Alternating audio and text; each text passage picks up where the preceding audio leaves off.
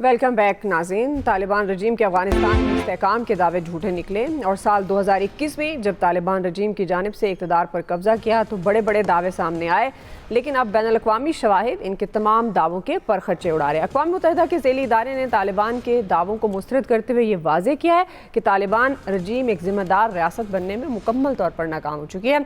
रियासती ताकत को महज एक कट्टर नज़रियाती मनसूबे के ज़रिए चलाया जा रहा है और दहशत गर्दों को पनाह दी जा रही है, जिसकी वजह से अफगानिस्तान तन्हाई का शिकार है। मईशत तबाह हो चुकी है, नौजवान बेरोजगार हैं और ख़वातीन को घरों में महसूर कर दिया गया है, जो सलामती, कौमी मफाद और अवामी फलाह बहबूद की बदतरीन नाकामी है।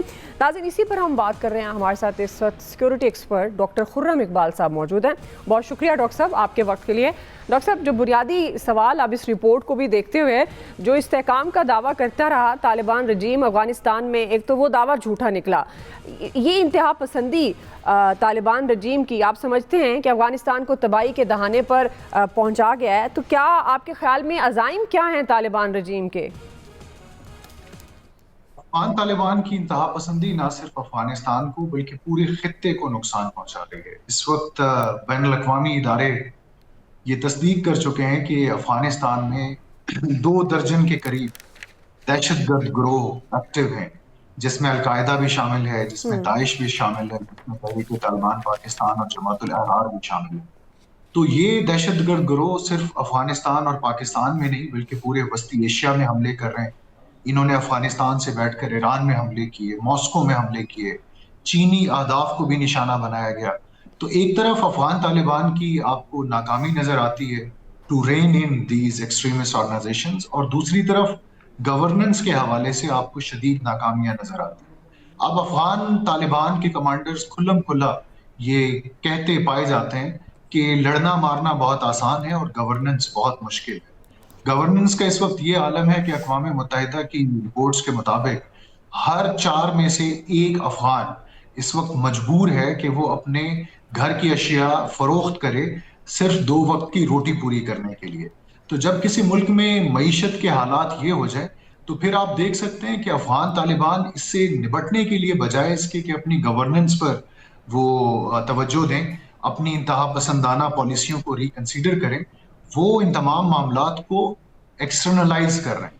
वो पाकिस्तान के खिलाफ एक बेवजह का एक फ्रंट खोलकर अपने अवाम को ये बताना चाह रहे हैं कि अगर हम गवर्नेंस में नाकाम हुए हैं, अगर हम इंतहा पसंदी के खिलाफ नाकाम हो रहे हैं, तो इसकी वजह शायद पाकिस्तान है।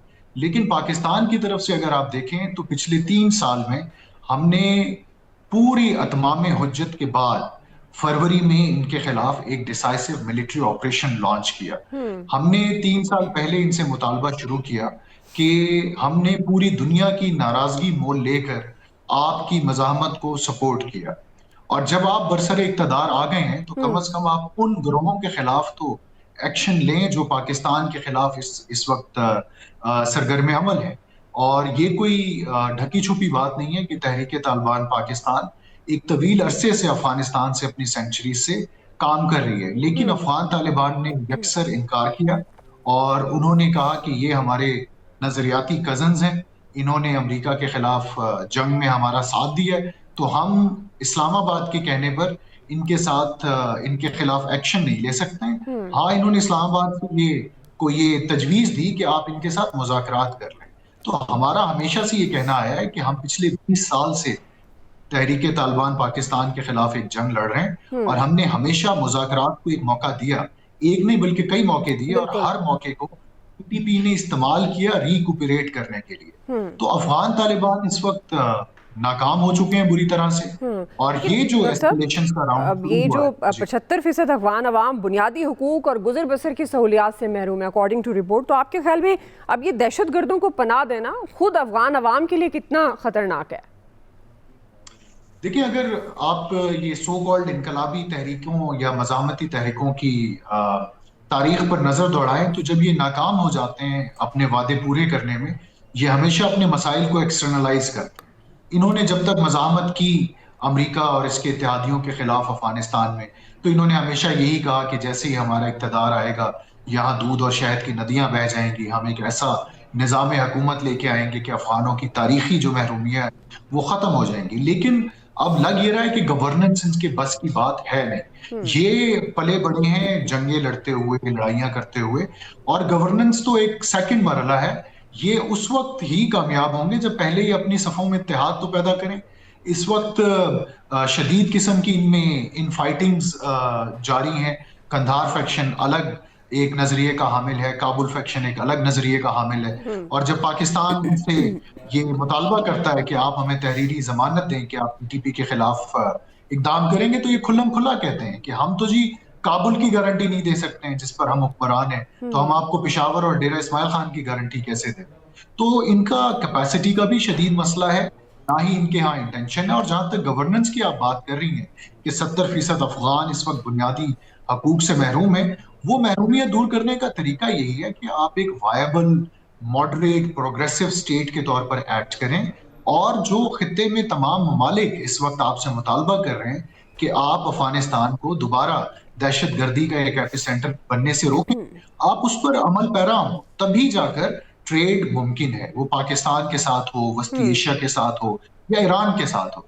तो इस वक्त पाकिस्तान तो छोड़ें, वस्ती एशिया के जो ममालिक हैं वो खासे तंग आ चुके हैं।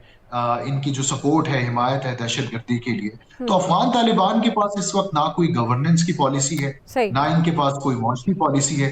ये एक ही काम जानते हैं, वो लड़ना मारना, और यही वो कर रहे हैं। और अन करीब भी मेरा नहीं ख्याल कि आप इनसे डॉक्टर साहब, तवक्को आप रख जिस सकते तरह हैं। से खुद भी कह रहे हैं कि इनको ये करना चाहिए और ये होना चाहिए, जिस तरह से आवाम पिस रही है, ख़वातीन के हुकूक तो खैर दूर की बात है, घरों में मैसूर कर दिया गया है, मईशत इन्होंने तबाह कर दी है।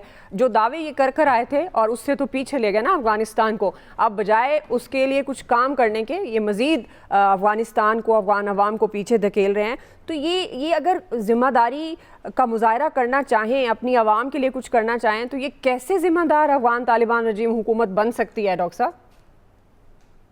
अगर ये पाकिस्तान के जायज सिक्योरिटी मुतालबात को पूरा कर देते, तो पाकिस्तान इनके लिए कई मौशी रास्ते हमवार कर सकता था। क्योंकि कुछ अर्सा कबल पाकिस्तान ने बाज़ाब्ता तौर पर इन्हें दावत दी थी कि आप चाइना पाकिस्तान इक्तिसादी राहदारी का हिस्सा बनिए, और पाकिस्तान ने जो एक कनेक्टिविटी हब के तौर पे अपने आप को डेवलप करना है, आप आइए और उसमें शिरकतदार बनिए।